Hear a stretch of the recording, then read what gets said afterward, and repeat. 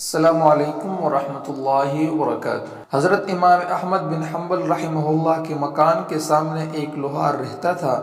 بال بچوں کی کثرت کی وجہ سے وہ سارا دن کام میں لگا رہتا۔ اس کی عادت تھی کہ اگر اس نے ہتھوڑا ہوا میں اٹھایا ہوتا کہ لوہا ٹوٹ سکے اور اسی دوران اذان کی آواز آ جاتی تو وہ ہتھوڑا لوہے پر مارنے کے بجائے اسے زمین پر رکھ دیتا اور کہتا کہ اب میرے پروردگار کی طرف سے بلاوا آ گیا ہے، میں پہلے نماز پڑھوں گا پھر کام کروں گا۔ جب اس کی وفات ہوئی تو کسی کو خواب میں نظر آیا۔ اس نے پوچھا کہ کیا بنا؟ کہنے لگا کہ مجھے امام احمد بن حنبل رحمہ اللہ کے نیچے والا درجہ عطا کیا گیا۔ اس نے پوچھا کہ تمہارا علم و عمل اتنا تو نہیں تھا؟ اس نے جواب دیا کہ میں اللہ کے نام کا ادب کرتا تھا اور اذان کی آواز سنتے ہی کام روک دیتا تھا تاکہ نماز پڑھ سکوں۔